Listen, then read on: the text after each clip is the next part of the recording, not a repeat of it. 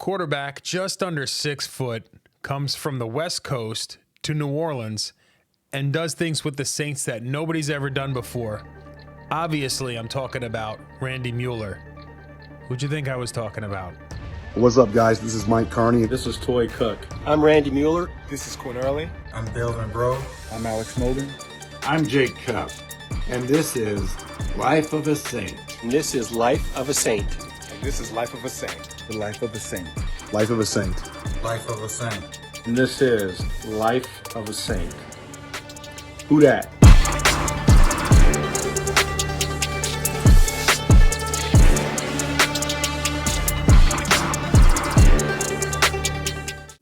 Randy, I appreciate you joining me. I guess we'll start at the very beginning. What made you first get a fondness for football? Well, I love the sport. The Seahawks had their training camp an hour from where I grew up, and I got a job there one summer as a ball boy, 1978, I believe. So being a West Coast kid, obviously a school like Linfield University was a more likely option. Was it just the proximity of being close to that school that led you in that direction, or was it something else? I chose that school because they chose me. I had never heard of Linfield College. I had, when I got the job as a ball boy with the Seahawks, I was in high school. I think I was going into my junior year of high school. It was a year later that Linfield recruited me, and they had, I don't know if you are familiar with Linfield, but they have a well-respected program that has, over the course of time, they've got like 60-some years in a row of winning records. Wow. And so I was actually signed up to go to a different college, Pacific in Forest Grove. And they recruited me and changed my mind, and the rest was history, I guess. I went there and was fortunate enough to lead them to a national championship my last year.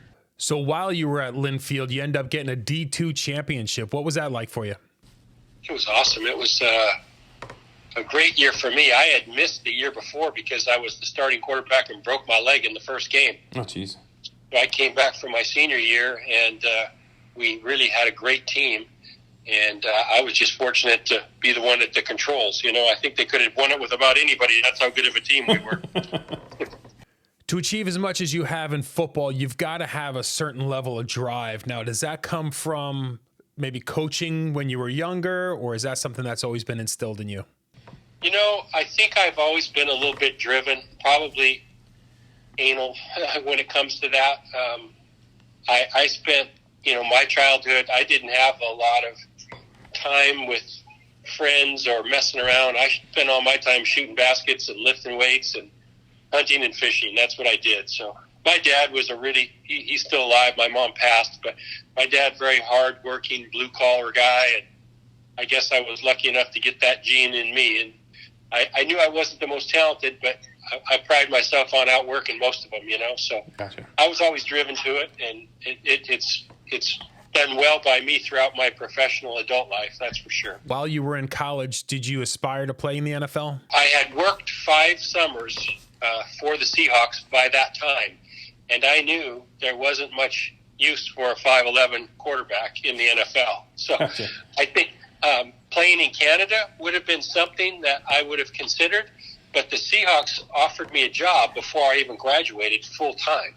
So I graduated from Linfield and moved to Seattle the next day and took a full-time job with the Seahawks in their scouting department. Okay, so you were a ball boy in Seattle with the Seahawks. You work your way all the way up to vice president of operations. What's the story behind that? Yeah, I guess that's kind of a strange story. I've been asked many times about it, and going from ball boy to the boss in 20 years is not the generic ride, that's for sure. The landscape of the league changed during my time in that free agency became a thing, the salary cap became a thing. So when I'm working my way up through the Seahawks, these things equaled the playing field for experienced personnel people. So the Ron Wolfs and George Youngs of the world had the exact same amount of experience dealing with the salary cap and free agency as I did. Gotcha. So it didn't really matter how old you were. We all started from scratch. And I just jumped in with that new landscape and ran with it. And gosh, it set me up because we got good, and I guess I was okay at the job. So pretty soon I had a whole bunch of stuff to keep track of, you know? All right, Randy, let me get inside your head for a second. So you're in Seattle for nearly 20 years. You're coming off an AFC West championship, and you decide to go to New Orleans, who was just coming off a 3-13 season. What's that all about? What prompted that decision? You know, Seattle was all we knew. That's the only place I had ever been. Like you said, I was born and raised in the Northwest. I just felt like it was time in my life, and I think I was 37 or 38, something like that. My wife and I talked about it. We said it's if we were going to ever do something different, this would be it. And I'll be honest, Mr. Benson recruited me hard, and it just made sense. We were just looking for a change, you know? Yeah. And it was a great move for us professionally, and personally, we loved our time in New Orleans, so it ended up working out well. So you arrive in 2000. Obviously, with that comes a lot of changes, top down, including a lot of players off the roster. Now, when the players leave, when a lot of those players leave, the players that are left behind, how do they take all of that? I think it was received very well. We had, you know, the Willie Roafs and Joe Johnson and some of the veteran guys that we were, you know, that were holdovers, really wanted to win bad, and they were willing to do anything. And between myself and Jim Haslett, we kind of gave them a little different style of leadership, I guess, than what they had, and a little more defined direction. And you're right, we added a bunch of guys that first year. But to Jim's credit, more than mine for sure, I think he did a great job in our new coaching staff of bringing the group together. And it paid dividends that very first year. But we had veterans there that jumped on board, and we couldn't have done it without that. Because we didn't have any draft picks either. My first year there was the year after the Ricky Williams stuff, so they had given away all the draft picks. Being a Saints fan since 1987, I remember how I felt whenever the Saints finally won that first playoff game. You show up year one, win the playoff game. Take me through that process. What was that like? I would say it was the best time of my professional career to date. It was a great year. Very much the people of New Orleans made it that way. They accepted me for some unknown reason. They you know, kid from the Northwest really had no business being in New Orleans, but those people welcomed me, my family, Jim's family, and it made it awesome. We had a great year, and everybody, I think probably to this day has that as one of their career highlights. It was definitely mine.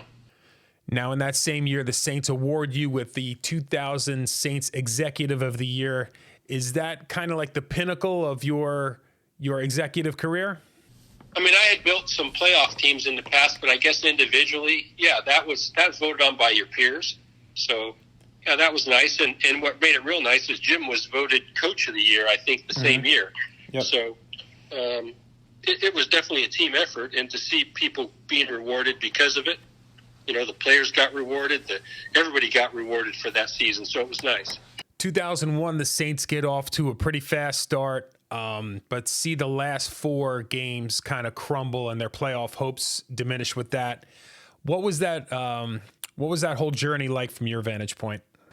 I remember we had some issues in our locker room. We had some injuries as well. It was kind of a culmination of the good storm was the year before. This was kind of a bad storm, which happens in the NFL.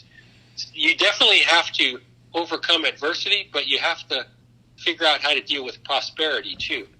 And I don't think we did a great job of dealing with that prosperity, but nonetheless, I think we ended up 6-10 that second year, and wasn't where we wanted to be. But at the same time, we were very positive we could right the ship again the following year. So we were happy to have that year over. And you're right, the last four games are what kind of undid us. I think we were 7-5, if I'm not mistaken. Right.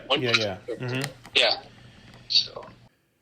So when there are locker room issues amongst the players, does that kind of stuff find its way up into management?